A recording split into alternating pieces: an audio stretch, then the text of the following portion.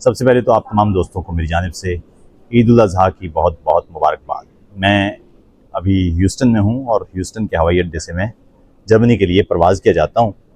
کچھ ہی دیر میں میری پرواز ہے، لیکن یہاں پر جو دن گزرے وہ بہت ہی باکمال دن تھے۔ خیر، ابھی میں وہ یہاں پر کیا ہوا، کون کون سے مشاعرے ہوئے، وہ تو میں آپ کو جرمنی پہنچ کر تفصیل سے ایک ویلاگ کی صورت میں بتاؤں گا۔ لیکن یہاں ایئرپورٹ پر گزرتے ہوئے میری نگاہ اس دکان پر پڑی ہے۔ اس دکان کی خاص بات یہ ہے کہ اس میں تمام ہی یہ کھانے پینے کی چیزیں آپ کو نظر آ رہی ہیں کہ موجود ہیں۔ مجھے یہاں سے پانی کی ایک بوتل خریدنا ہے، لیکن یہاں پر کوئی دکاندار نہیں ہے۔ ابتدا میں تو میرے دماغ میں یہ آیا کہ دکاندار کہاں ہوگا اور شاید دوسری طرف ہو، تو میں نے ایک راؤنڈ لیا کہ دیکھ پاؤں کہ دکاندار موجود ہے یا نہیں ہے، لیکن مجھے دکاندار کہیں نظر نہیں آیا۔ یعنی اصولی طور پر آپ نے اس دکان سے کچھ چیز اٹھانا ہے، اسے خود کاؤنٹر تک لانا ہے، اس کاؤنٹر پر آپ نے خود اس شے کو سکین کرنا ہے، خود ہی پے کرنا ہے اور خود ہی اٹھا کے چلے جانا ہے۔ یہاں آپ کو کوئی دکاندار نہیں ملے گا، لیکن یہ تو کوئی بڑی بات نہیں ہے۔ ظاہر ہے اب ٹیکنالوجی ایسی موجود ہے کہ جہاں یہ سارا کام مشین کر رہی ہے، تو اس لیے کوئی حیرت انگیز بات یہ نہیں ہے۔ حیرت انگیز بات صرف یہ ہے کہ ایک تو مستقبل میں آپ کو شاید ایسی ہی دکانیں نظر آئیں جہاں مشینیں انسان کو ریپلیس کر چکی ہوں گی۔ یعنی اصولی طور پر آپ کو دکانوں پر شاید آگے چل کے انسان نظر نہ آئیں۔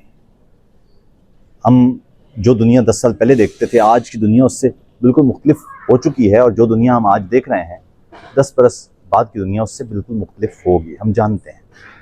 لیکن یہاں ایک اور معاملہ بھی ہے، اور وہ یہ کہ دکاندار نہیں ہے تو یہ سارا سسٹم چل کیسے رہا ہے؟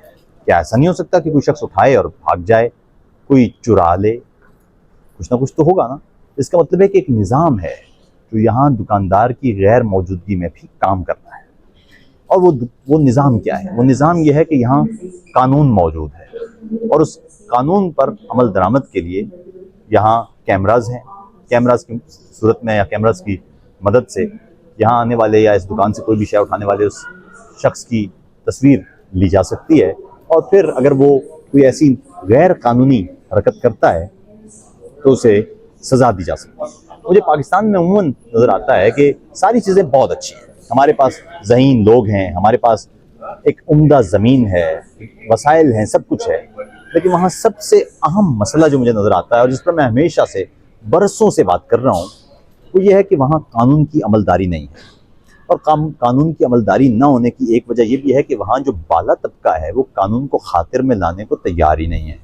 وہ یہ سمجھتا ہے کہ اس پر قانون لاگو نہیں ہوتا، لیکن دھیرے دھیرے یہ بیماری معاشرے کے ہر سیگمنٹ تک جا پہنچی ہے۔ اب پاکستان میں عملی طور پر زیادہ تر لوگ یہی سمجھتے ہیں کہ قانون ان پر لاگو نہیں ہوتا۔ آپ سڑک پر جائیے، پولیس والا کسی کار والے کو روکے گا تو سب سے پہلا اس کا جواب یہ ہوگا کہ اس کے پاس اگر کاغذ نہیں ہے گاڑی کے یا ڈرائیورز لائسنس نہیں ہے تو وہ یہ نہیں کہے گا کہ میں معذرت چاہتا ہوں، یہ مجھے ہونا چاہیے، یا میں بنوا لوں گا، یا مجھے آپ فائن کر دیں، بلکہ وہ یہ کہے گا کہ میرا فلاں جاننے والا ہے، اس سے بات کر لیں۔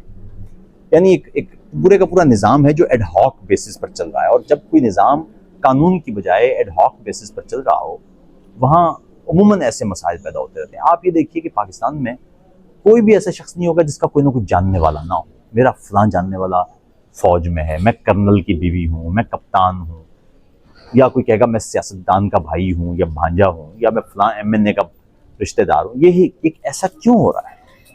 اس کی وجہ یہ ہے کہ وہاں اشرافیہ طبقے کا ایک پورا نظام ہے جو یہ سمجھتا ہے کہ قانون اس کے لیے بنا ہی نہیں ہے، اور دھیرے دھیرے یہ معاملہ نیچے اس طرح چلا گیا ہے کہ اگر آپ کا کوئی دور پار کا پھپھا تایا بھی کوئی اشرافیہ طبقے سے تعلق رکھتا ہے یا اس میں اٹھتا بیٹھتا ہے تو آپ کو لگتا ہے کہ آپ پر بھی قانون لاگو نہیں ہوتا۔